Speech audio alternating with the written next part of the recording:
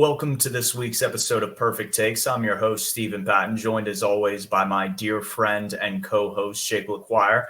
We have a lot to get into today, and we're going to start where we always start, and that's with the Panthers. We got shellacked in Chicago, and outside of Chuba Hubbard, I don't think there were a lot of bright spots on this team, and the injuries just keep piling up. Yeah, so it's like a Wheel of Fortune wheel or a roulette wheel every week. Who's going to have the season-ending injury, right?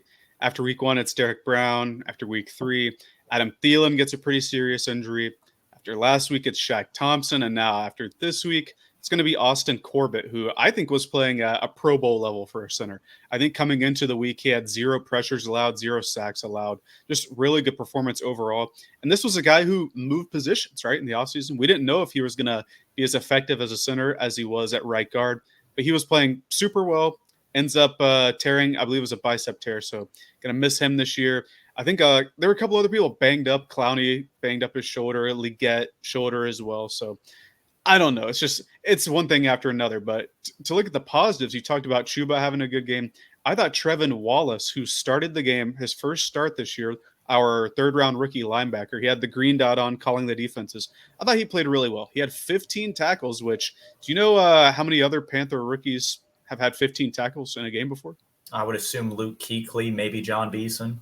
This many is Luke Kuechly, and Trevin Wallace was the first one to do it since Luke. So pretty good showing there. I thought he called the defenses well enough for his first game, but there were some communication issues. And I think now that we've gotten out of the positives, we can kind of bleed into the negatives. And I think that'll be the first one that I want to talk about was the communication on defense. Obviously, when you have a rookie in there replacing Shaq Thompson, a seasoned veteran in the league, and no Josie Jewell, another veteran we had, it's going to cause problems. And on that very first touchdown, you saw J.C. Horn have a little mix-up. He was supposed to guard DJ Moore, and he thought he was passing him off. Nope. And DJ Moore, former Panther, he had a nice revenge game this week.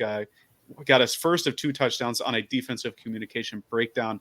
And there are a couple of moments like that throughout the game, I think especially in the run game. But what were some of your negative takeaways from this game?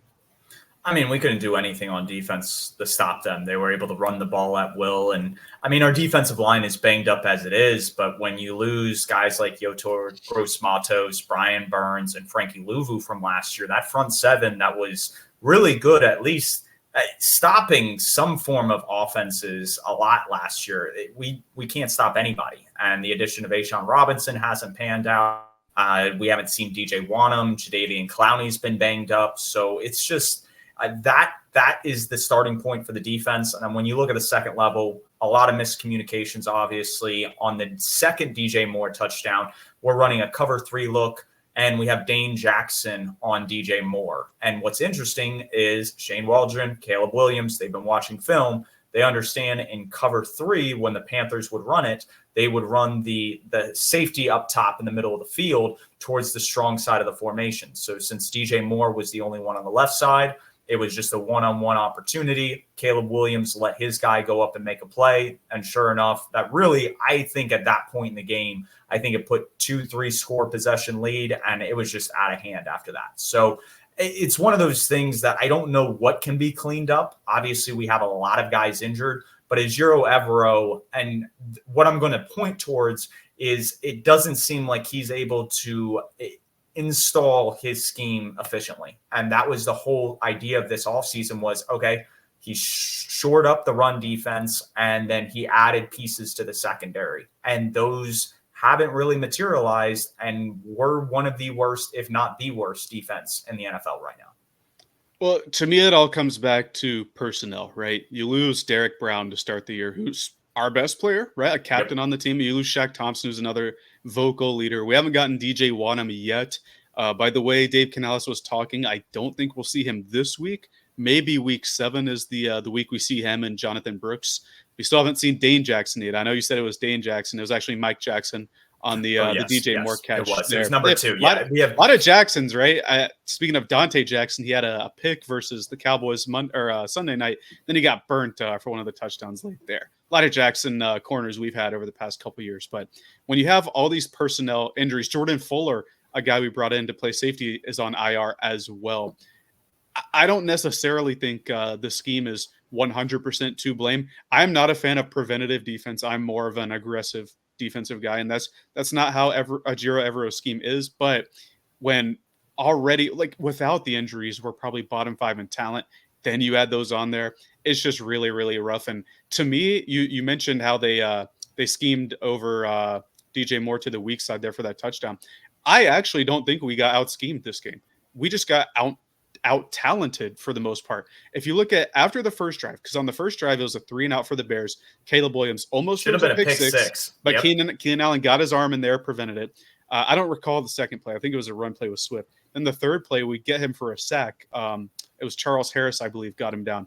After that third play, there were no more sacks on Caleb Williams, but there was pressure. I think Evero did a good job bringing blitzes, but Caleb Williams, he was the first overall pick for a reason, avoided negative plays throughout the game on pressures. He either converted with his legs or converted down the field because our weaker second level couldn't hold up. I think that's what killed us for the most part, other than like we were also gashed in the run game, but we have a bad run defense. But Caleb Williams making plays with his legs and avoiding negative plays, I think is what killed our defense, not necessarily being cooked up on the scheme or anything, because I think for the most part, our corners did a decent job, but Caleb Williams kept plays alive.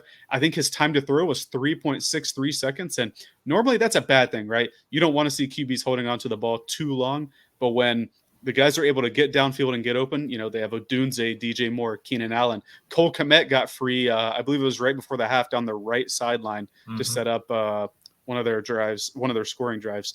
That's just when you don't have the talent, it's going to look a lot like that. And kind of jumping ahead a little bit, we do have to play a team that has a rest advantage. And I don't know, their quarterback just threw for 509 yards. It will have been 10 days prior to our upcoming game on Sunday. So not looking great there, but that's not the first negative thing or not one of the biggest negative things I want to talk about. Before I get into that, do you have any other negatives you want to talk about? Because you know where I'm getting here. No, I know the direction you're going to go, and it's going to bleed itself into multiple segments here. I think the biggest thing is when you look at this team as a whole, and I think we were obviously depleted on defense last year. I think we're obviously more so now, almost playing entirely with backups, but we allowed only 5 30-plus point games all of last year. We've already allowed 4 through 5 weeks, and I don't see that changing on Sunday. And so when you're putting so much pressure on the offense, and Andy Dalton, unfortunately, just wasn't able to push the ball downfield enough against Chicago, this is what's going to happen week in and week out. They're going to be lopsided losses, and we're going to need a lot of things to break right for the team in order to pull off victories on Sundays. And that's just not a recipe for success. The only comparison I have with such a bad defense and a team that was able to kind of squeeze out some wins in a more recent era is the Brian Flores-led Miami Dolphins in 2019. They started the year, I believe it was like 7, almost 8 wins. I think it was 7 losses to start the year, and then they won 5 out of their last 9. And unfortunately, after our bye, our schedule gets a lot harder, but it's finding kind of that rhythm, finding an identity on both sides of the ball, and just playing hard for 60 minutes and finding ways to win games. And that's what I'm hoping this coaching staff finds on the back half of the year. But right now, it looks really, really bleak. Yeah, I think of the second year Dan Campbell, Detroit Lions as well. Their defense was quite not putrid, paltry, I'll say, before last year. And they started the year, I believe, 1-8 that year. Maybe it was 1-9, and then they reel off a string towards the end of the year and make that push with a stronger offense. Maybe that's something we can do. But to get to my number one negative thing this week, it is obviously, going to be Jonathan Vilma, the commentator. He was, quite frankly, horrible. I think he's the worst commentator in the league. He called Dave Canales, Alex Canales at the start of the show. He called Andy Dalton, Sam Darnold. He called our rookie tight end, Jatavian Sanders, Dontavian Sanders. Called Ikem Owenu. He said when we went for it on 4th down, he said analytics don't take 4th down decisions into account. They do. That's where the percentage comes from. And then after Deontay Johnson got the 2.5 yard gain, it was about this far they had to go to get it. Got about 2.5 yards. That's like this much. He said, "Oh, they barely got it. See, you can't trust the analytics." he was horrible. But joking aside, it's going to be Yeah, Jonathan no, Mingo, yeah, right? you had a little troll segment right there. Yeah. I was like, I threw oh you for a man. loop there. Vilma is the worst, though, and he's a former Saints player. I think he just hates the Panthers. That's neither here nor there. Mingo did not have a super strong game either. He obviously had the one play sticking in everyone's mind where he's streaking down the not the left sideline, but the left hash, or the left numbers rather, and it looks like he could walk in for a touchdown if he catches it correctly. You've been talking maybe he only gets to the 5-yard line, but like he makes a play here, and I'll let you point with your mouse where to locate the ball, he really doesn't locate the ball. He has to fall on it to catch it and then gets up. The defenders get to him, obviously, because he falls down. And it's on that exact play where Austin Corbett comes down to push the pile that he ends up tearing his bicep and is out for the season. And it's just plays like this. And this isn't the only bad one. I think he directly contributed to the deep interception Andy Dalton threw by pushing the defender into him. He dropped an 18-ish yard pass. Actually, before this play here, Jalen Coker, the UDFA, who we'll talk about later, ended up moving the chains there and setting up this exact play. There was plays where he was blocking and just got blown up throughout the game. It's just, and I know you're going to talk about him a bit later. There's just routine things that I think a lot of receivers could do that he makes it difficult upon himself. And this is going back even to last year. And last year, you could say, well, maybe Bryce wasn't putting him in the best position, right? Bryce might be holding him back a little bit. I would say that it's probably the opposite. And we've seen when Andy Dalton is playing, Mingo's still making the same mistakes. And as long as there are receiver injuries, Thielen's on IR, we don't know the status of Leggett this upcoming week versus the Falcons. Mingo's going to have to play, but man, I think Deontay Johnson, David Moore is a seasoned veteran, and even Jalen Coker, the undrafted free agent from Holy Cross, who we raved about in the offseason, I think he's in an even better position to make plays for the team. It's going to be interesting to see moving forward just how much they use Jonathan Mingo, because all these plays I talked about were in the third quarter because he only got 2 targets in the first half. That's when Leggett was playing. He had one catch to set up the field goal. It was over the middle. I even think he could have got more yards on that, but he's setting up a field goal attempt. Fine, whatever. Panero ends up missing it. Classic Panthers, right? And then there was one play down the left sideline where it got broken up, so I can't blame that on him. But the play right after that, Jalen Coker takes it for 30 yards and gets us into that field goal range. So there's just a ton of stuff where I think if he just does the little things right, we could consider him maybe a success story, maybe a player that's growing, fitting an NFL role. But I can't do that so far. And to talk about Jalen Coker, the undrafted rookie this year, he was 4 for 4 on targets and receptions for 68 yards. 68 yards is an important number, because do you know how many times Jonathan Mingo's ever gone over that yardage mark? 0. It's 1, actually. And it was versus Tampa Bay last year, the rainy game when we wore the all blues. He had 69 yards on 6 catches. So that's his career high, is 1 over that. That was the game where it was rainy, really sloppy, but Bryce was dealing outside the numbers. Do you remember those? Yeah. It was that game. And I thought DJ Chark had a lot more catches that game, but I'm sure Mingo was involved. I mean, the games that stick out with me is actually the rainy game when we hosted the Falcons. Atlanta, yeah, and there were a lot of clutch catches, and I was like, okay, this is the type of film that you can build. This is what we can see. Yeah, but like if we continue to see these kind of plays, it's like there's just not much room for error, I guess, not enough margin for error to put him out there when our offense, like you're talking about, is going to have to be the force that carries our defense, carries our special teams. If Eddie Panero keeps missing field goals, but like the offense has to be what drives the team. And if this is going to continue, we're going to have to give the opportunities to Coker or Leggett if he's healthy, et cetera, if we bring another receiver and stuff like that.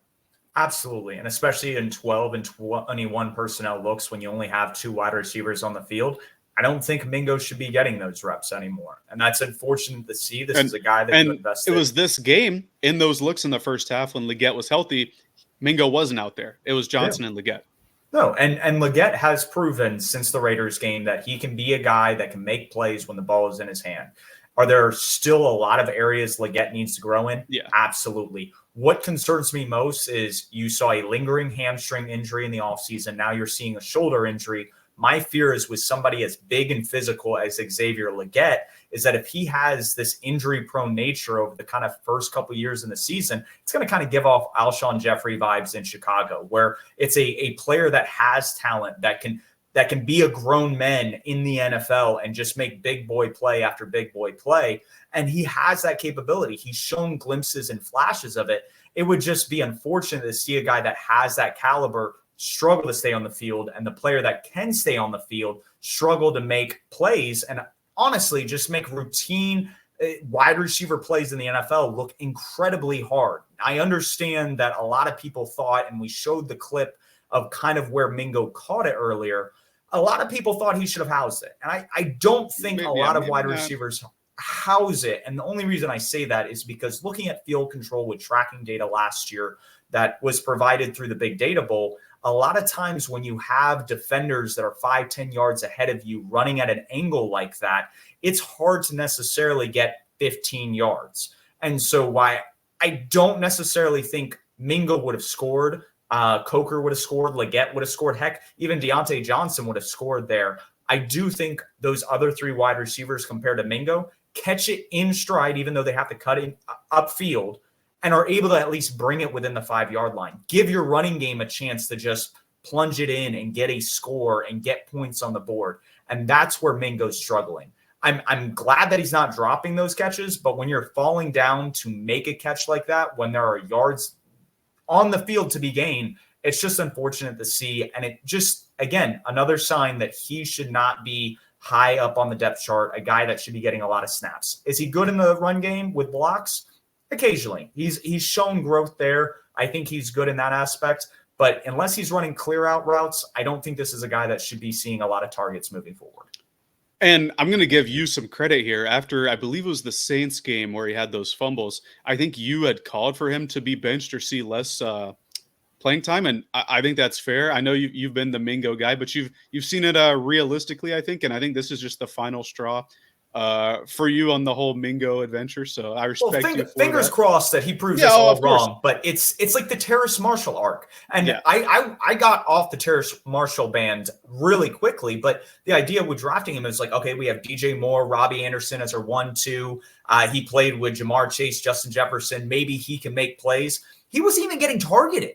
Like Terrace Marshall wasn't getting opportunities, and it's because he wasn't getting open. And it's like Mingo's getting opportunities, and he's not making the most of them. And it feels like we're reliving and rehashing this same player where it's like they're a training camp darling. They're doing great stuff in the offseason. You're hearing wonderful things about them. But when it comes to play ball, just not there.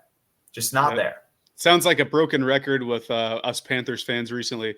Another thing that was broken, I think, in this game was the running tendencies. You know, I thought obviously not the first drive, the second drive where we scored, Chuba breaks free for that big touchdown run.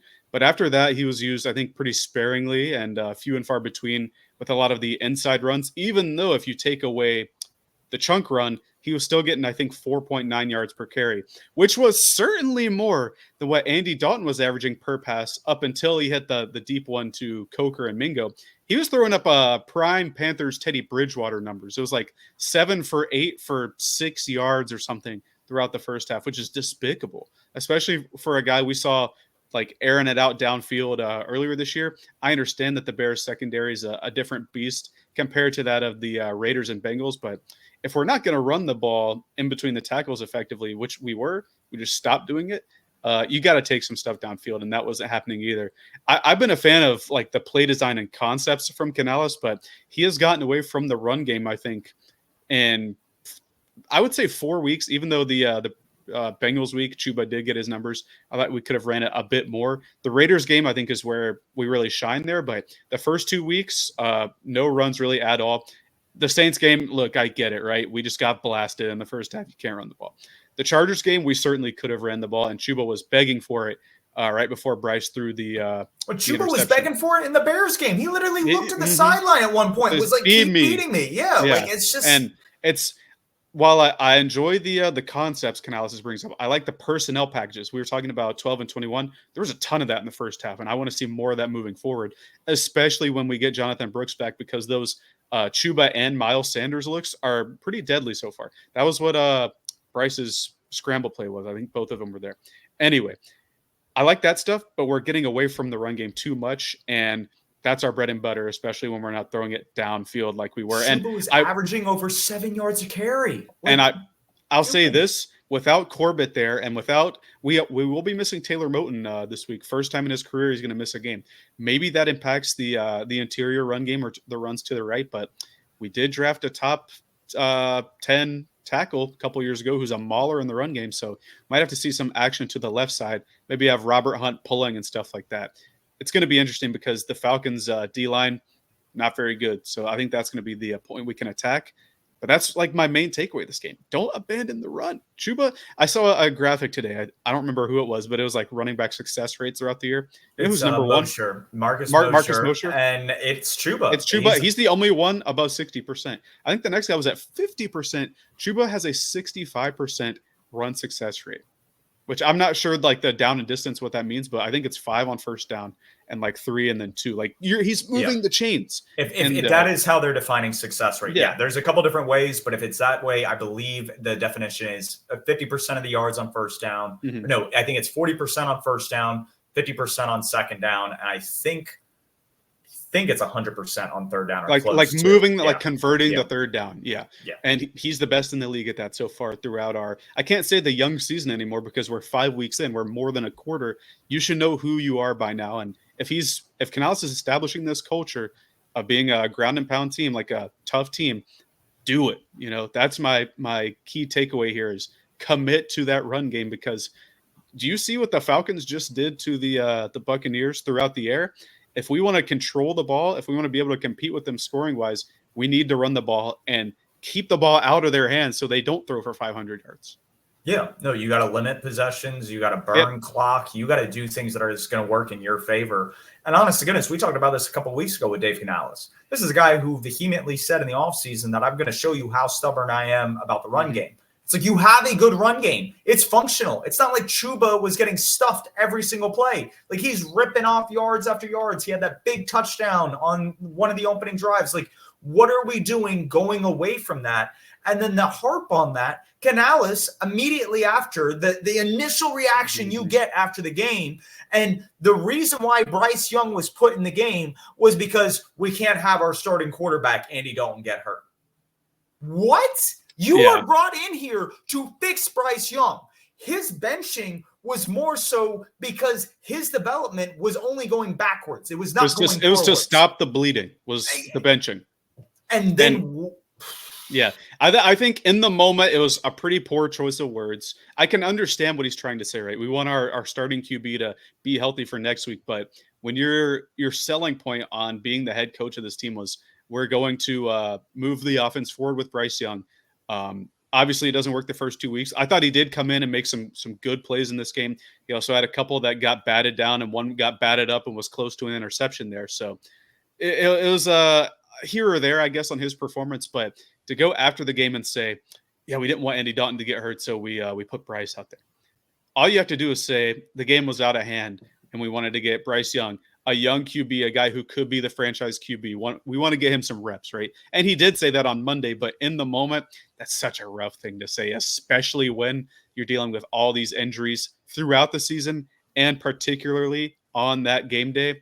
That's just rough to say, especially with the idea of Bryce Young being the little QB in our minds too. That just makes it even worse. It just seems like it's a reflection of where the front office and the coaching staff are with Bryce. Like they're done. And I don't know if that's from them, if that's from David Tepper directly. But again, like, defense can't stop anybody. If Andy Dalton can't get any production, at what point is Andy Dalton better than Bryce Young? At least if you keep playing Bryce Young, you know for sure without a doubt in your mind if Bryce Young is the answer or not. But exactly. And that's why the final point I wrote here for takeaways before we get into around the NFL, the Andy Dalton mania is fading pretty quickly. If it looks like this next week, what's stopping us from throwing Bryce out there, who, like I said, made a couple of good plays when it was the Bears. They were playing prevent defense, so I'm not going to say he was carving him up, but he looked much calmer than he did to start the year. So that's going to be a talking point going forward, especially if we get blasted by the Falcons again. But somebody who got blasted this morning, and I know that's kind of a rough transition, but this kind of caught both of us, like our big friend group of football fans, caught us by surprise. Excuse me. Not Dennis Allen. Robert Saleh was the first head coach fired this season. This morning, following their loss, it was in London. They had the London game this past week. I don't think they were never really in control, so you can't say they gave it away. But the Jets are 2-3 now. They fired Robert Saleh, who I think we can agree has been dealt a kind of a rough hand since he's been there. Joe Douglas is not my favorite GM, and Woody Allen is the owner, is very involved. Woody Johnson. Not Woody Allen. I apologize, Woody Allen. I'm a big fan. I was about to say, don't. But Woody Johnson has been known to be hands-on. They're one of the more the transition I wanted to use that I was thinking about this morning was from one dysfunctional organization to another. The Jets are one of the most dysfunctional organizations in all of sports, and it's been like this since the millennium turned in 2000. So I think I would say after 2009 with the Rex Ryan stuff, because they didn't go to the AFC Championship game. They had Darrelle Revis. No head coach has had a winning record since the year 2000, like throughout their tenure as the Jets head coach. Oh, yes. They've had winning seasons. They've had winning seasons. It's just been a minute. The Jets were off to a 2-3 start. I think it was a rough game in London. They started the year 2-0. We got to remember that. So they've lost the past three. No, they didn't start 2-0. They lost to the 49ers opening week. I think they started 2-1. Oh, 2-1. My fault. You're good. But they've held a winning record. They lose the last couple. Jeff Ulbrich, their defensive coordinator, is now the new interim head coach. And looking at some of their defensive numbers, because Saleh was a defensive guy. He came from the 49ers when they went to the Super Bowl, and their defense was super strong there. Since 2021, when Saleh took over, the Jets' defense is first in points per drive. Best, they allow the least. First in EPA per play, they allowed the lowest EPA per play. And this is all with having the fourth most snaps played, so they're fatigued because they've had Zach Wilson as their QB. They've had injured Aaron Rodgers. I don't even remember. They had Darnold as their QB. I think Joe Flacco was in there. Joe Flacco was in there. And then a host of second and third stringers. Tim Boyle. Chris Streveler, I remember, was one of them. A bunch of guys that were in there, right? Their offense never got solved. I think that's a big part of what played into this. But Nathaniel Hackett. For being a defensive coach, I think the defense was good, and he had to deal with all this stuff, the Rodgers drama, the bringing in Nathaniel Hackett to be the play caller. Like, I'm not 100% sold on this being a poor job by him. I think he effectively did his side of the ball, but he also failed to put the offense out there. So I think that's a big part of it. But we've seen Rodgers shoving him on the sidelines. We've seen how Rodgers talks in pressers about how the coaching needs to get together. Like, what's really going on here is my question. Well, what's interesting is you have the shoving on the sidelines when they won one of the night games. I'm trying to remember who they were playing in prime time, but again, score a touchdown and Robert Saleh is trying to hug him and congratulate him, and Rodgers is pushing him. Then you hear in press conferences a couple weeks later of disagreements about Aaron Rodgers using too much cadence, and then Robert Saleh walking that statement back, and all that starts to ramp up. And apparently Aaron Rodgers, Woody Johnson, they hang out yesterday, but Aaron Rodgers, at least he's saying, we didn't talk about the head coach. It's like, you don't talk about the head coach. We'll have to hear it on McAfee tomorrow, because Rodgers usually comes on Pat McAfee show on Tuesdays, but this week it's on a Wednesday. So, the intrigue, right? We'll have to see there. But he's going to downplay it, and then he's going to talk about some political power controlling the weather and stuff like that, and that's going to be the agenda, because this is Rodgers. He is just a sliver of what he was prior. Like, he is not the MVP talent we saw a half decade ago, 15 plus years ago. This is a guy that is done, is canned, and he's not only cooked physically, I think mentally, it's just not, I don't know if it's all the perk style, but it's just, he's not there. This isn't the Rodgers that we all grew up with. He went into the dark retreat and came out a different person. And you talk about being cooked physically, and like, it makes me feel for Robert Saleh. Saleh isn't the guy throwing multiple picks against the Vikings defense this past. I think it was 3 interceptions, right? I saw the first 2, but I wasn't there for the third one. We've talked a lot about situational football. In a situation where you're trying to drive down and score a game-winning touchdown, why are you throwing the ball to your wide receiver 3 against the cornerback 1 of the other team? Will you ever do that? If you're the quarterback dropping down, even if it's a one-on-one opportunity, are you throwing to your third best wide receiver against the other team's number one corner? I assume you're talking about Alan Lazard, right? No, he threw it to Mike Williams Oh, on the side, and I didn't see the Stephon final Gilmore's drive. on him. Yeah. But that was the nail in the coffin. You have a chance to go win this game, and why is that the situational football you're playing?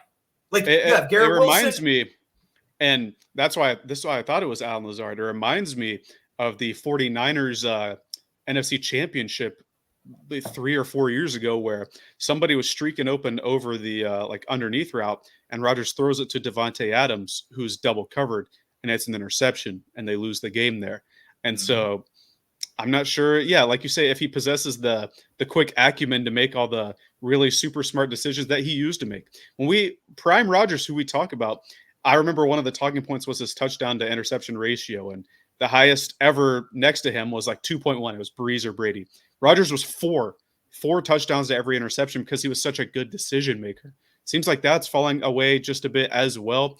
It's going to be interesting, right? Because number one, they host the Buffalo Bills on Monday Night Football this week. The Jets are one game out of the division lead.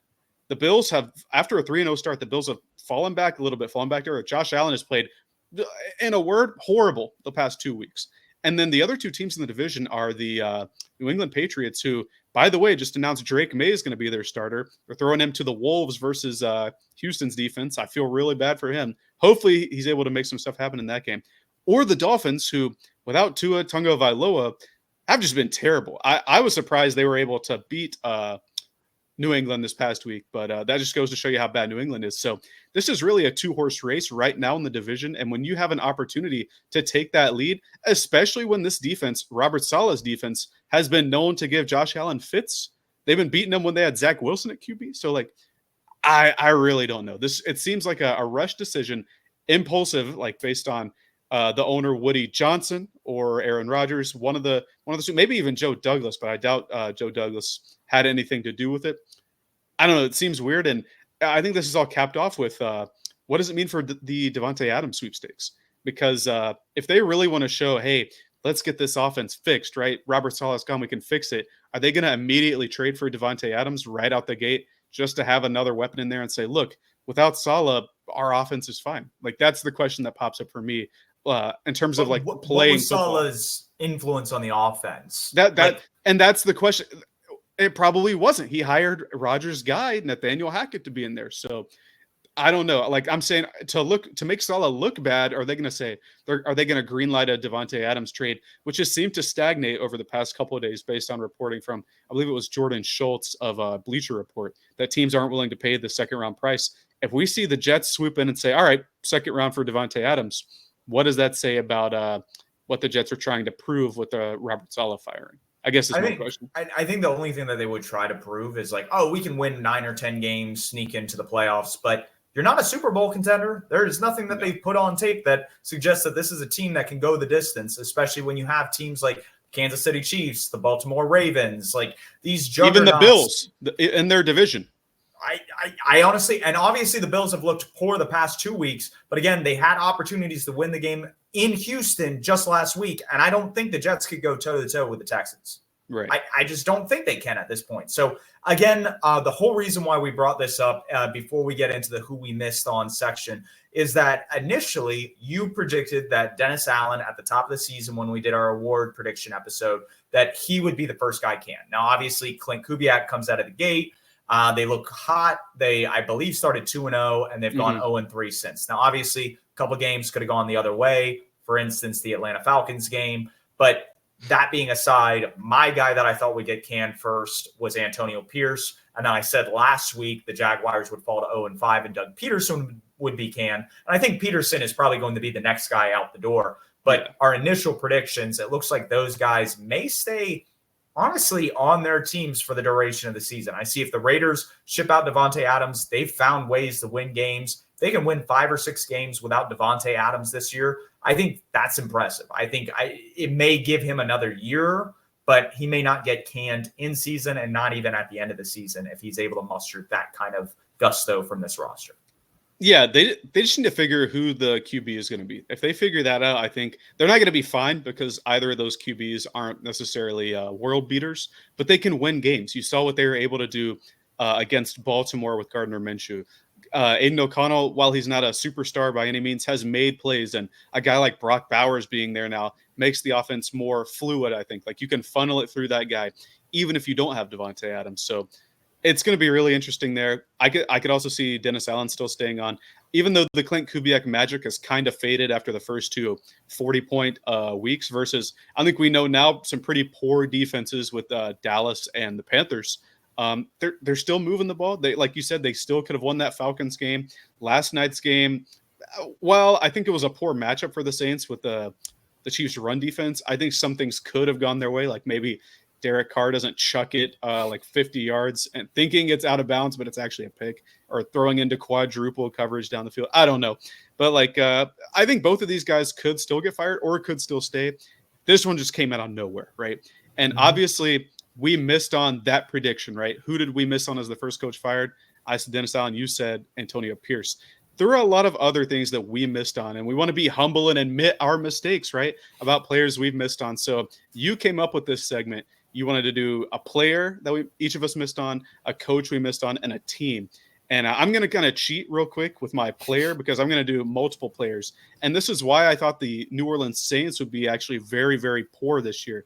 I thought all their old players were just going to keep getting old and then decline, but a lot of those old guys are still around and kicking. We talk about Derek Carr. Last night's interception was one of the few turnovers he's had all year. He's keeping the ball clean for them and allowing their offense to keep moving. Alvin Kamara is moving the ball effectively well on the ground. Those first 3 or 4 weeks, he was really, really churning the ball out. And a lot of that has to do with Clint Kubiak, but he's still out there running the ball, right? Like if you plugged in Jamal Williams in his spot, would it be the same result?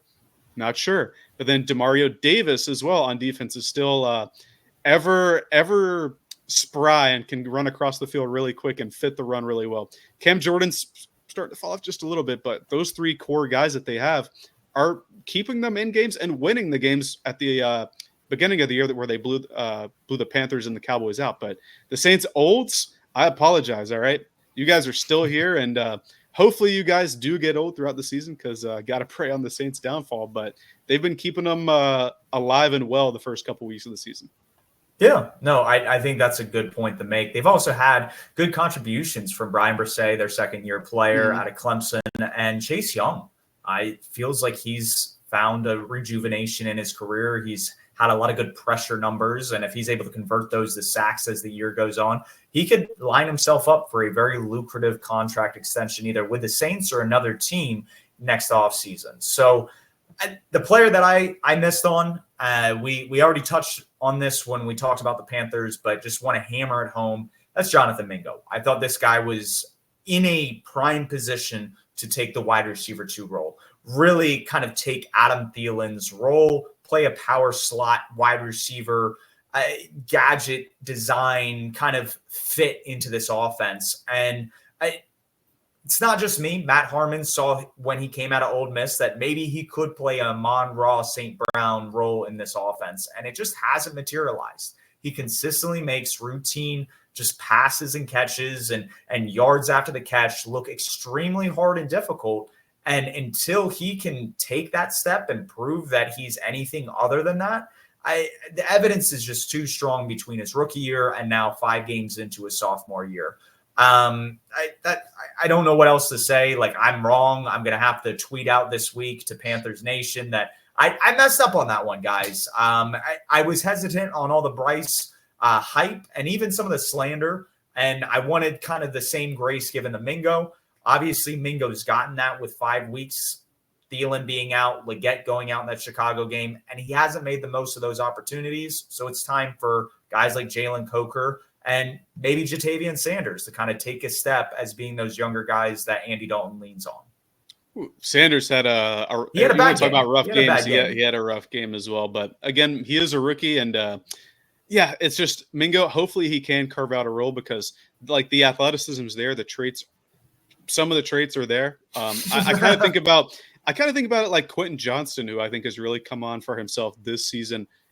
He had similar struggles like body catching, things like that. like his body control when he had the ball in his hands. If Mingo can kind of correct it like Quentin Johnston did, he certainly has a spot in the NFL. On to coaches. My coach that I missed on, and I did like a positive one earlier, a team I was down on, and the Saints have proven me wrong. Doug Peterson, man. Last year I hammered it home how I thought, man, look how unlucky the Jags are getting during their down stretch there. All these Calvin Ridley's dropping all these touchdowns. Trevor Lawrence is missing people. The play calls are bad. It's Press Taylor, right? That's what this has to be. It's Doug Peterson. And you talk about how Rodgers is talking about people in press conferences and stuff. Peterson's been doing the same thing. I think it was after the week 3 loss where he said, the calls aren't wrong. We just have to go out there and execute. Don't say that to the media. And then after the week 4 loss, it was, guys, I haven't lost the locker room.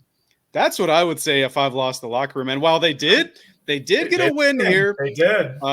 It was against the Joe Flacco Colts. And I'm not trying to disparage the Colts here. It's a division win. It was a close game. They didn't blow them out or anything. And this is even more why I give credit to aesthetics. Shout out Mike K. They had those throwback jerseys on and got the win there.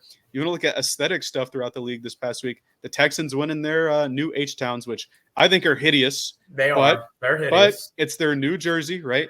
The Saints are 0-4 in that ugly black helmet where they have the gigantic fleur-de-lis stripe down the back. Discontinue that helmet. And then it was the Falcons on Thursday night in their throwback uniforms getting the win there. So you got to pay attention to jerseys. That kind of stuff matters. By the way, the Jets are going to be wearing their I think it's the New York Sack Exchange, uniforms versus the Bills on Monday night. Maybe they get the win there. Either way, Doug Peterson has not galvanized the troops to start the year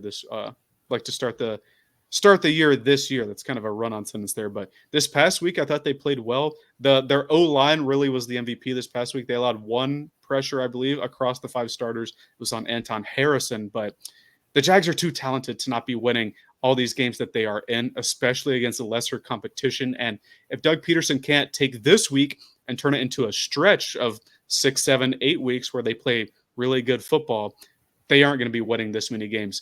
And it's disappointing for a team that I think all of us, myself included, expected to be in the playoffs. No team that's ever gone 0-4 has ever made the playoffs. So it's gonna be rough for them. Yeah, unless it's an inversion of what they did last year, where it's a very cold start to the year and then a hot finish, where it was a hot start last year and a very cold finish. I don't see them piecing it together. They definitely have the talent on both sides to make it work. But when you get in a shootout, you have a double-digit lead against the Colts, and Joe Flacco is able to erase that with a couple throws to Alec Pierce. That doesn't really bode well for me when you're going to play a lot tougher competition in the NFL. So, again, not a lot to go on with Doug Peterson. Has obviously thrown his players under the bus when we saw Brandon Staley kind of do that last year where I haven't lost the locker room, proceeds a couple weeks later to a 60-point game, which then allowed him to get fired. So, Peterson is on very thin ice. I think he's aware of that. We'll see if they're able to kind of piece it together.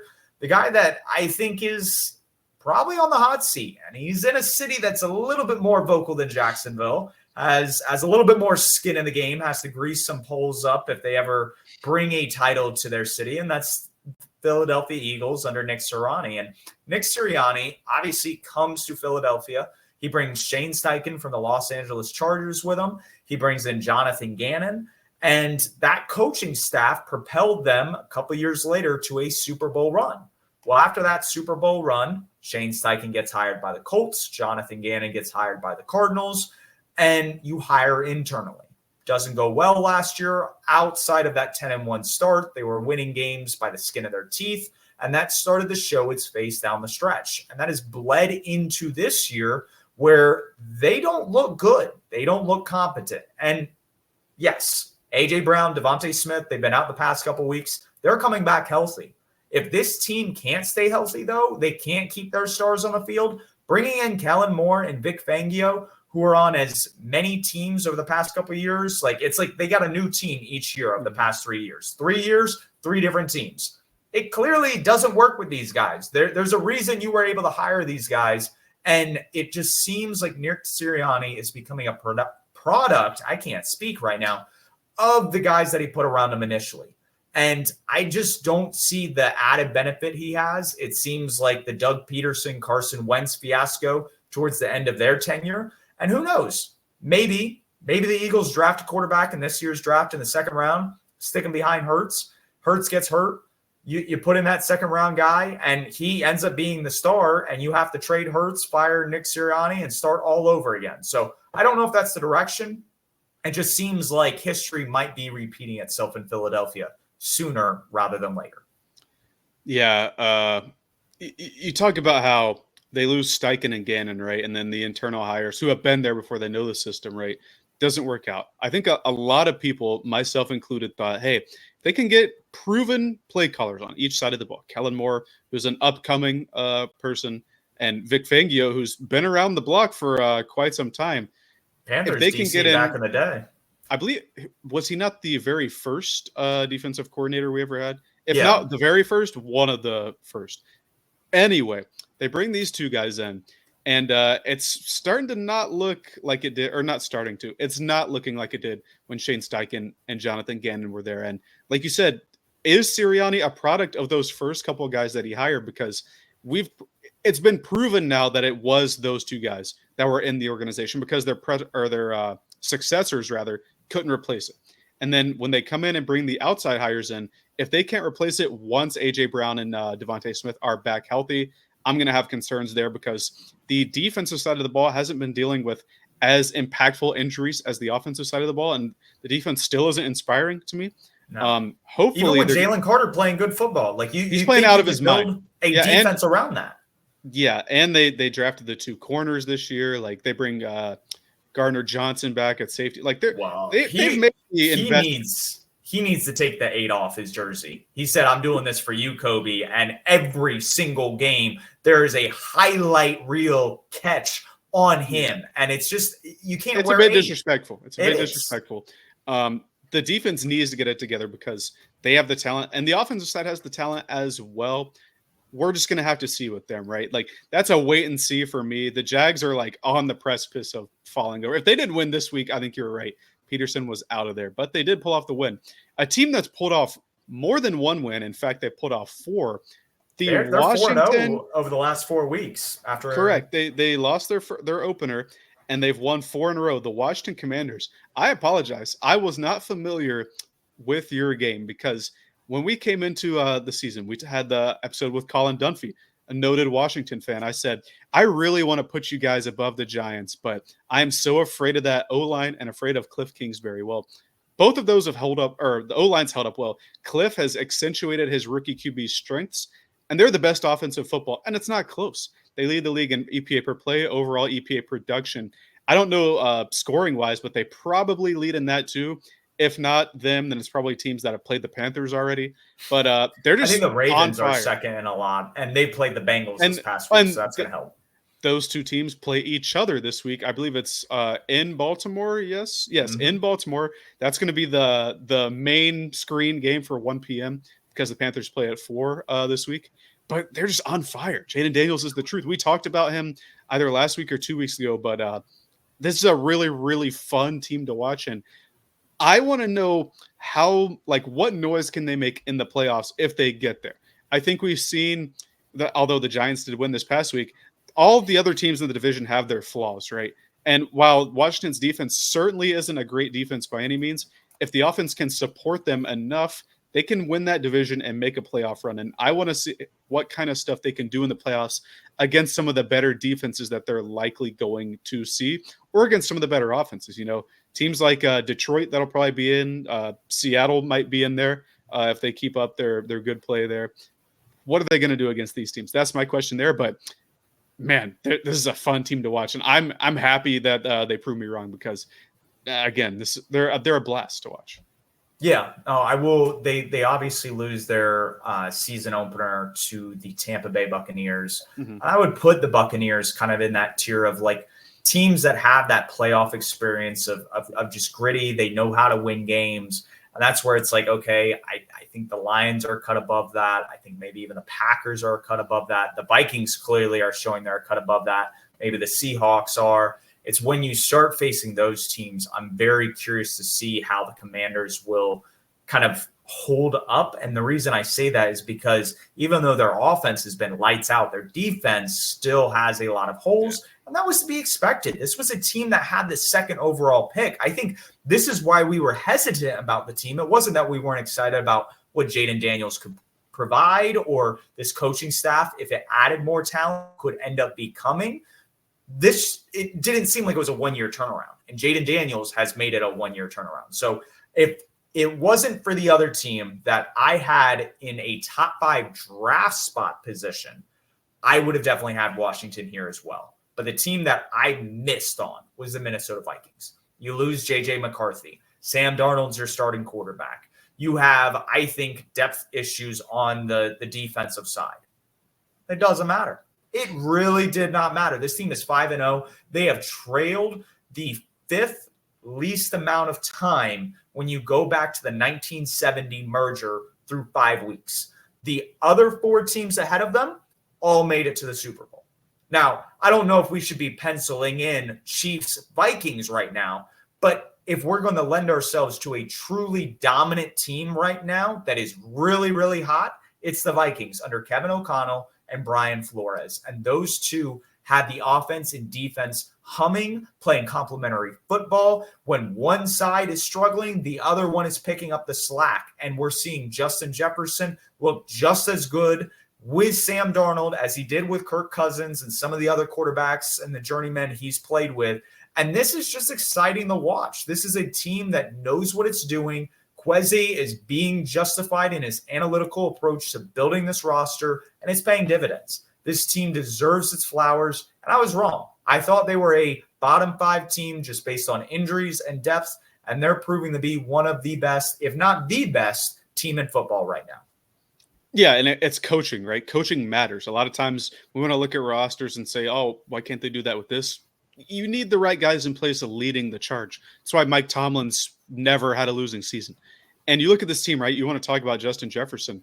The team he just faced, the New York Jets, he was cooking Sauce Gardner the whole game. And while the stats may not reflect him having a monster game, I think he drew 4 or 5 defensive pass interference or holding penalties against Gardner, who's considered to be one of the better corners in the league. I certainly think he's very handsy, though. So I'm glad. But those still, yeah, he's drawing those penalties. If he doesn't draw those penalties, he's probably has another 50 yards and a touchdown. That's just how good Jefferson is. And while I think Darnold has kind of slowed off of his super hot start the first 2 or 3 weeks, he's still playing competent football. And all the credits going to Kevin O'Connell for me. I want to see how good this team is when they have TJ Hawkinson back.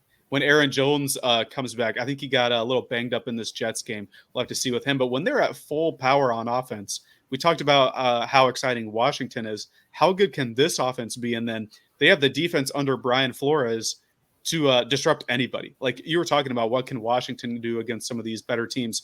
That would be like a dream matchup, that offense versus what Flores can do on defense, because he had some cute, like he had CJ Stroud in hell. He obviously had Rodgers in hell this past week. He's mixing things up for people and making them make mistakes with lesser talent. Like we talked about, what can he do if all of their players are healthy down the stretch in the playoffs as well? Because I don't want to jump the gun, but it seems like both of these teams are almost a foregone conclusion to making the playoffs this year. Oh, yeah, they're definitely going to. And just to point out how good Brian Flores is, typically defenses play a lot of man coverage, and Brian Flores is one of the highest users of man coverage on third down. And Aaron Rodgers, early on in the game, knowing this, they run a mesh-type concept. But Flores, because he's 2 steps ahead, playing chess, not checkers on the field, understands that Rodgers is going to look to throw the ball quick, drops Andrew Van Ginkel back in the coverage, and it's a pick 6 the other way. And it's just a brilliant layering of knowing, I know what I'm running. I know you know what I'm running, but you don't know this caveat that's going to throw a wrinkle into what you're trying to do. And it's that beauty in terms of play calling, understanding what's going on, and having your players on the same page to where they can execute play after play. So I love everything about Brian Flores. I think he deserves another shot as a head coach at some point, and he's proving it week in and week out with a less talented roster compared to, I don't know, the Cleveland Browns or some of these other defenses that have somewhat underperformed to start the year. It's like that quote from Dodgeball. It's like, I know you, you know you, and I know that you know that I know you. And that was kind of the setup there between Flores and Rodgers. Just two super fun teams to watch. We'll have to see what they do down the stretch.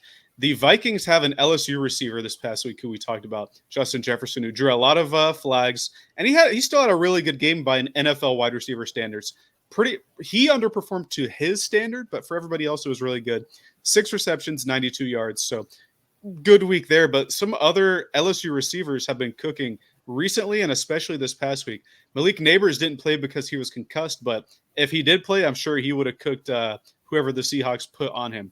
Jamar Chase, 10 catches, 193 yards, 2 touchdowns. And that thriller between Baltimore and Cincy, where I think you got to credit Zach Taylor with being afraid there toward the end, where you have Burrow who's on fire here, let him throw the ball, but went for the field goal and missed it. You deserve to lose when you are a little afraid like that. Brian Thomas Jr. for the Jacksonville Jaguars played a huge part in their win. 5 receptions, 122 yards, and a touchdown. He's the only rookie receiver so far to have 45 yards or more in every game this season. And it's these LSU receivers, man. They're a different breed. I think they could be up there for wide receiver U recently. Like they're making a case for it. It's them, Alabama, Ohio State, those 3 schools. But these LSU guys might be a cut above the rest. And I'm trying to remember where I saw the breakdown, but what's interesting is a lot of these wide receivers are homegrown in-state talent. A lot of these guys, and it goes back to the Odell Beckham days, but they all grew up in Louisiana. They all wanted to play for LSU, and LSU has just popped out wide receiver prospect after wide receiver prospect. And if your name's not Terrace Marshall, it's almost like every single wide receiver that comes out is an absolute slam dunk. So that's great to see. And I think that puts us in a situation where we would love a star wide receiver like that. Obviously, LSU doesn't have those guys with, Malik Neighbors and Brian Thomas leaving for the draft this past offseason. But there is a guy that you're eyeing out of Arizona who could be just as tantalizing. Well, yeah, LSU does have Kyron Lacey, one of their receivers. He was number 3 to those 2 guys last year. I don't think he's going to be a superstar first rounder like both of those guys were. But like you said, we're getting into the title of the episode that you put was like Time to Tank or Start the Tank. The tank begins, I think is what it was. And so we need to get into these draft prospects here. Last week, we talked about how there's so few surefire picks this year. And it's ever evolving, right, as it always does. But to start the year, there are very few players that I would hang my hat on already. But the guy from Arizona that you're talking about, Tet McMillan, he's one of the guys there. He reminds me of Drake London coming out of the draft at USC. Super tall guy. I think McMillan's actually 215 plus pounds, so he's not wiry. He has the muscle, and he has very good body control. He makes all these highlight catches, high points the ball well. He's a yak machine. But everybody in this draft has a caveat, and it's not just the receivers. It's the D linemen, O linemen, what have you, quarterbacks as well. He doesn't have that high-end explosiveness like Malik Neighbors and Brian Thomas Jr. do. So that's one thing to look at there. But as we discussed the Panthers' needs, we kind of went over it last week, and we talked about it just off camera throughout this season. I think the glaring needs for this team are at edge rusher and defensive lineman. You can especially see it now without Derek Brown out there, just how poor the run defense is, how we don't get sacks on people. Then we got on Caleb Williams just because he spun into it, and then he almost got out of it. But Charles Harris is has his arm or he's holding on to Caleb Williams' left arm, dragging him down. So no real semblance of pass rush, no good run defense. So I think we need to settle on some of those guys maybe with our first round pick. The guy I would look at an edge defender, Nick Skirton from Texas A&M. Played at Purdue last year, led the Big Ten in sacks. Really large frame. He's 6'4 plus, 280 pounds. Think of Trayvon Walker type frame. I'm sure he's going to test at the combine to have 95th and up percentiles with his size. Really good edge setter, really good run defender, and good physical strength. But again, all these guys have a caveat. He has a super long torso. His upper body is super long, so he doesn't get as good a bend or torque when he's going around rushers. And when you can't do that, you can just push him down and get him in the ground. That can be a problem. The same thing with the number 1 defensive line prospect I have, Mason Graham from Michigan. Super big, 6'3 plus, 320 plus pounds. Really good run fitter, splits the gaps well, and has good gap integrity. He also plays he's a good guy with pushing the pocket. He's a good pocket pusher as well, which would match up really well with a guy like Derek Brown, allowing both of those guys to rush the passer and defend the run well. But his caveat, he's played with a ton of NFL talent throughout his entire time at Michigan. Last year, Michigan had the best defense when they went on to win their, I don't want to call it fraudulent national title, but they definitely cheated a little bit there. Jesse Mentor, who was their defensive coordinator, is now in the NFL. And if he continues on the track that Mike McDonald did, he's going to be a head coach sooner rather than later. So he's been around NFL talent his whole time. They also have another first-round D lineman on that team, Kenneth Grant. What can he do when he goes to a team that's probably one of the worst teams in the league with a bad defensive line like the Panthers? That would be my caveat there. But there are some guys that can make a difference, but it always comes back to if the Panthers are bad enough to get a top 5 pick, I think we'll probably settle in there between the 1st and 10th pick. I think that's a foregone conclusion. What do? Do you take one of these guys that is probably like an 8 out of 10 as opposed to the 10 out of 10? And are you happy with that guy, or are you going to trade back with all the holes we have on our roster and get multiple darts to throw at the board? What is the decision there? And that's going to be the question throughout draft season, throughout the rest of the NFL season before we even get to draft season, because if we can string together some wins, this doesn't become a problem for us. But as it sits right now, we're going to be getting one of those early picks. So got to decide what to do. I think if it's the first overall pick, you look to trade back but stay in the top 10. I think if you have a top 10 pick, you got to use it. Unless for some reason, however you drew up your first round grades, the guy that you wanted isn't there, and you can trade back to the teens and just accumulate draft capital in a deep edge class and where you can throw more darts at the board and hopefully hit on a few more players. So I think that draft strategy or philosophy will change based on what the actual pick is. I think some of the prospects that you've talked about are great. Those are guys we would look to target in the first round. I think in the coming weeks, obviously, as we get into the offseason, looking at guys that would be great additions that'll help fill out this roster in later rounds is also critical, because it's not just about who you grab on day 1. It's who you grab on day 2 and 3, because that's the depth of your roster. Those are guys that can be contributing starters. So looking forward to getting more into that, because the talent on this roster leaves a lot to be desired on Sundays, and fast forwarding the 2025 can't come soon enough for this team. So with that in mind, we will preview, as we've gone a little bit over an hour right now, the Atlanta Falcons game. And I will actually be there with a few friends to probably watch the shellacking that will go down in the 4 o'clock window. Kirk Cousins, like you said earlier in the episode, he threw for over 400 yards. Actually, not over 400, over 500 yards. Add one to it. Mm-hmm. Yeah, exactly. So it's just one of those things that he completely lit up the Buccaneers defense, who I think from a talent perspective have a lot more talent than we do. I don't see how we're going to stop Bijan Robinson on defense. And when you turn around on the other side, I think there are opportunities for our offense to move the ball against the Falcons, as they have a porous defense. I just don't see us doing enough on offense to kind of stay with pace with this Falcons offense at this time being. So I don't know if you see it any differently. It's just one of those things. Drake London, Kyle Pitts, maybe we're able to take them out of the game, but that's where I see Darnell Mooney, Bijan Robinson, them really being the guys to be the workload carriers and really propel them to a victory. Well, and you saw it last week versus Tampa Bay. It wasn't just Drake London, or it wasn't just Bijan Robinson. Everybody got involved in the passing game. Although the backs didn't get a ton of volume, Drake London went crazy. Darnell Mooney went crazy. Kadarius Hodge had the game-winning touchdown, and he kind of spun out of it. Like, it wasn't going to be a touchdown, but he made that play is what I'm trying to say. They have a lot of weapons that they know how to use. I guess what I see we can take advantage of. So for some reason, they're continuing the shtick of not feeding Bijan 25 times a game. And if they're not going to do that, I guess we can contend with them with us running the ball.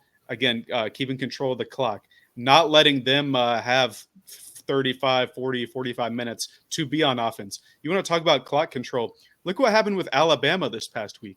They, after beating Georgia, they go and lose to Vanderbilt. It's the first time since like 1984 or something. And a big part of that was, yes, Alabama scored 35 points. They only had the ball 18 minutes on offense. So if you can limit the time the other team has the ball by running the ball, take notes, Kalen DeBoer, Alabama head coach, you can win the game even against teams that might be scrappy. A team like the Falcons, who has a high-powered offense. So run the ball. That's thing number one. Dave Canales, you told us that you're stubborn about running the ball. Prove it. That's got to be key number one. Key number two, like you said, we got to take away Drake London somehow. even though they have multiple guys, like we're going to have to bracket him because he is, I think, their best playmaker on the team at this point. And I think you have to have JC Horn follow him all day because Kyle Pitts at this point doesn't scare me. Yeah, you can honestly just have Trevin Wallace go to town with Kyle Pitts on his underneath stuff because Trevin Wallace, 15 tackles. Maybe he can play a big part in stopping if they choose to be a run-heavy team. I think the good news is about this game, and I'm a little superstitious, right? We're undefeated in the 4 o'clock window this year. We're 1-0. And the team announced, I think, to cover up some of the bleeding of the Austin Corbett injury yesterday, we're going to be wearing the black helmets. And I'm a big fan of the black helmets. We're also going to be wearing a not white jersey for the first time all year. It's going to be the process blue. So maybe the aesthetic thing that I was talking about, aesthetic, can like take hold and galvanize us to a win here. And jumping ahead just a little bit, I know we have to rehash our takes from last week, but my take is going to be one of the off jersey teams between the Panthers and Jets is going to walk home with a home win this past week, or this upcoming week, excuse me. We're hosting the Falcons division game. The Jets are hosting the Bills division game. So these are tight games that each team needs to win. One of the teams is getting the win there. Now, last week, I missed on my take. I said we'd have 2 rushing scores. I think we had the opportunity to. We got in the red zone a couple times, but one of them turned into a Panero missed field goal, and then one turned into a field goal. And then at the end of the game, I believe it was a 4-and-out with Bryce Young there. He scrambled and almost got the first, didn't get it. So we only had 1 rushing score, but that was our only touchdown, and I had the right read there, just not enough gas in the tank for us to get it done. Yeah, the other thing that I would point out, if we're going to lead into maybe some superstitious things playing out in favor against the Falcons, because from looking at it on paper, it doesn't really seem to connect in terms of us winning, is that when the favorite team is favored by 5.5 points or more, I believe the record's like 19-4, something absurd, at least heading into this week, where the team not only covered, but won right out. And so, sure enough, the line between us and the Falcons is about 6 points. Bengals, I think, was about a touchdown when it opened. So they obviously won there, and they're one of those teams. But if you're looking for anything as something to hold on to in form of hope for this team to win, that would be it. Yeah, and thinking back to that Bengals game, I believe it was 5.5. So just under the touchdown mark there. Hopefully we can play upset to the Falcons this week, because this is when we talk about things we missed on. I said the Falcons would come out the gates blazing and take an early division lead. This is a game that the Falcons need to win in order to maintain their status at the top of the division. Same thing with the Bills. You know, they're 3-2. If the Jets win, the Jets are on top of the division. So I guess both teams there, especially the Panthers, have the opportunity to play spoiler to a team looking to really take the lead of the division, like have a stranglehold on the division lead, early in this season. And that's what I would kind of hang my hat on. I love being the guy that can play spoiler, or the team that can play spoiler to a team looking to win something, because over the past, since really 2018, 2017, we haven't had the opportunity to be fighting for the playoffs down the stretch, except for the Steve Wilkes here. So hopefully we can play spoiler early and get a win here, then string some wins together and be fighting down the stretch.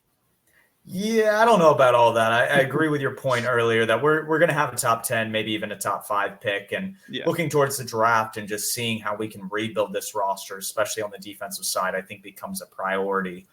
With all of that in mind, we are now in the Purrfect Takes segment. I think over the past 3 or 4 weeks, I've missed on every single one. I said the Jags would fall to 0-5. Doug Peterson would get canned. Unfortunately, they pulled out the win. Very sloppy in the shootout, went to 1-4, and Peterson is still the head coach as they head to London to play the Bears. So maybe that'll change this week if they fall to 1-5, playing Caleb Williams. But we'll see on that front. For you said the Panthers would have 2 rushing scores. We had 1, and I think if we had kept feeding Chuba, we probably would have gotten that second one. But if we had kept pounding, so team mantra. Yeah, who'd have thought on that one? But for this week, my perfect take. This is kind of going off of a hot take I had in the offseason. I thought the Seahawks would sweep the 49ers. They would win 10-plus games, and then they would win the division. And so their first matchup against the 49ers is this Thursday on a short week. both teams are coming off losses. The Seahawks kind of got shocked at home against the New York Giants, who were without Malik Neighbors. And the 49ers got shocked by the Cardinals. And believe it or not, the 49ers are 0-2 against their division opponents, losing to the Rams and now the Cardinals. I think they fall on a short week against Seattle in Seattle. I think they start getting healthy on their defensive line. They're able to stop the run. And because they don't have Christian McCaffrey, because they have a few injuries, because the defense hasn't been clicking, I just think this is the opportunity for the Seattle Seahawks under Mike Macdonald to stamp their pretty much ticket as being the best team in the NFC West right now. I like that one. And you mentioned how the Seahawks have lost both division games. In each of those games, they had fourth quarter leads that they blew late in the game. 10-point leads by the 49ers. Kyle Shanahan, he's cooked. Letting the other teams come back. Wouldn't it be something if they blew a 10-point lead to the Seahawks in Seattle, letting them come back with a raucous crowd in 12th man? But I think that's going to do it for us. This has been an episode about admitting how wrong we were. Wait. What's your perfect take? I already said it. One of the jersey teams, like fancy jersey teams this week, the Panthers or the Jets, in a division game, they're taking home a dub. Or it's the Jets. Be one of them. Yeah, I had to throw in that caveat because we talked about the Jets earlier. And so I'm a big believer in like what you wear. It's like what Coach Prime says. Was it when you look good, you play good. When you play good, they pay good. Something like that. Mm-hmm. And if they pay good, we eat good. Exactly. So I really subscribe to the mantra of what you wear affects how you play. And I believe the Panthers last year were 1-0 with the black helmets. Coincidentally, it was when we hosted the Falcons in a late game. I believe that was a night game last year, but it's in the 4:00 window this year. So that's where I am, I guess, staking my claim this week is that the Panthers or Jets with the alternate jerseys win this week. But like I was saying, this is an episode about how wrong we were. Next week, it'll be about how right we were with preseason expectations. So hopefully both of our takes come true. But this has been Purrfect Takes. And for myself and for Steve, we will catch you guys next week. Be sure to follow us on Twitter, Apple Podcasts, Spotify, wherever you listen to your podcasts. YouTube, we're on YouTube as well. Like the video, dislike the video, comment about how wrong we were this week with our preseason expectations. We need to hear it. But I think that's going to do it for us, and we will catch you guys next week.